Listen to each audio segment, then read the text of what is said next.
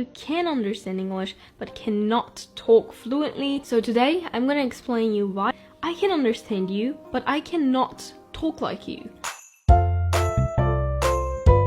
Hi guys, it's me Ruri. For those who are new here, I can speak 4 languages: Japanese, Turkish, English, and German. And unlike the comments section, I'm not saying this to brag or flex about my language skills or something like that. I'm not a language genius. When I was learning German, I was crying every single day. Like, how can I be a language genius? I'm just telling this to show that I literally went from the same path that you guys are currently following, and I want to share my experiences. We all learn English in school, but even though if you can understand English, most of us cannot really talk fluently. Even in public schools, most of the people from like different countries get English education for years and years. But we can't talk fluently. Don't you think there is like a huge problem? At the beginning of my English journey, I was able to understand English when the conversation is very simple, but I wasn't really able to express myself and, talk fluently. The first problem that we have in our English or language education system is that the education itself is input-based. So there's so many researches proving that input-based learning is not really effective. We should focus more on output-based learning. But before talking about those and discussing about those, let's firstly learn about what input learning is. So when we compare the input-based learning and output-based learning, we can compare 2 different types of learning styles. Input-based learning styles can be listening and reading, and output-based learning will be talking and writing. In most of the language schools, learning is input-based. We always do like readings and like listenings, but we don't do enough of talking and writing, in my opinion. In one of my all-time favorite books from a Japanese writer/psychiatrist, Kawasawa Shion, the book called Input Daizen, Output Daizen. So basically Input Encyclopedia and Output Encyclopedia. He has like 2 different books. I would highly recommend them, but they're in Japanese anyways. He says that the golden ratio for input and output is 3:7. But most of us do the opposite. So we do like 7 input and 3 output. But we should do 3 input and 7 output. Because no matter how much you do the input, the important thing is output. If you don't output the things that you learned, you actually don't learn them. If you guys have ever watched my videos, you probably heard me talking about active recall, which is the most effective way to learn something, for example, is an output-based learning method. So in active recall, you basically ask yourself some questions and you answer those.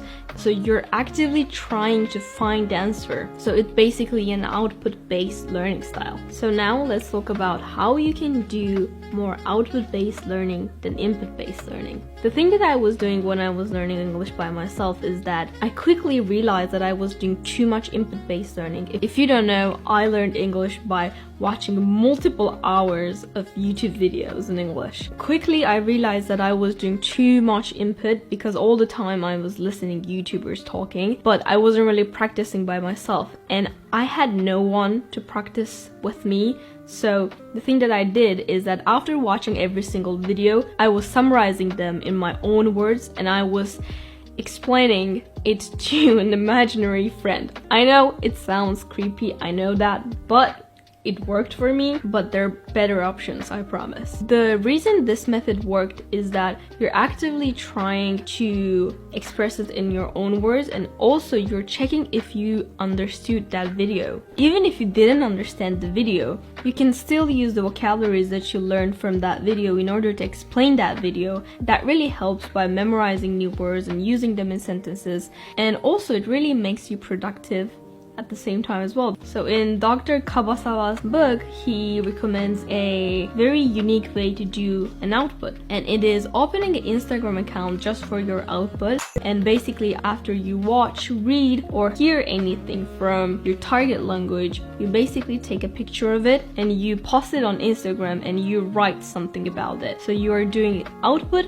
and if you make them in an aesthetic way, you can probably make money as well. Of course, the main focus is not making money, but it can make money while you're outputting. So this channel, for example, is actually a great tool for me to do some outputs because I'm actively trying to talk in English and I'm actively trying to express myself in English, and it really encourages me to learn English more and hear English more because I read in English, I talk in English, I think in English, in my opinion. And it's much easier for me to express myself in English. I used to like spend hours to film a video, and now I'm just like casually sitting here and talking to you guys. So I highly recommend opening maybe a YouTube channel, maybe an Instagram account. Opening a YouTube channel is pretty hard because it takes ages to edit, but if you open an Instagram account and just like randomly post, it doesn't take that much time, and I think it's just like a great experience to do. You can like see what you consumed through the time while like scrolling, and I think it's just like a great idea, so I recommend. So the second problem that we have is that the lack of courage. So if you're not fluent in English or in any sort of language, you may be scared about the possibility that others can make fun of you. And unlike other YouTube videos, I'm not gonna tell that nobody's gonna make fun of you, it's totally okay, everybody makes mistakes and those things, because the reality is, yes, people actually will make fun of you. I'm sorry, but that's the reality. And most of the time, people that make fun of your accent can only talk like in one language and they're still making fun of other people. I just like don't get it. Like why?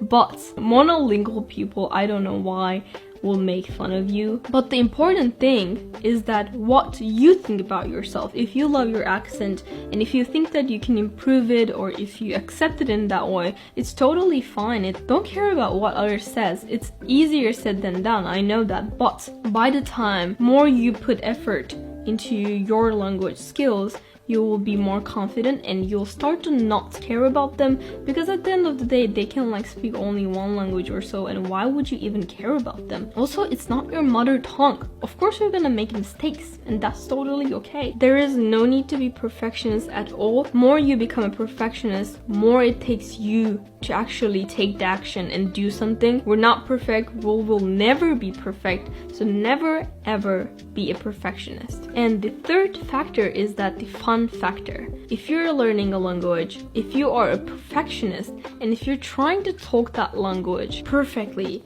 you'll probably forget to have fun while learning that language. When I was learning English, I was pretty hyped up because I was trying to understand James Charles, and that was the only reason why I was learning English.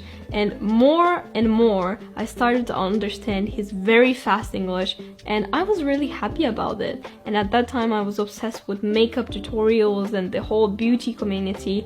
And by the time you start to understand more, you start to get more comfortable in that language, and it's like a really good experience.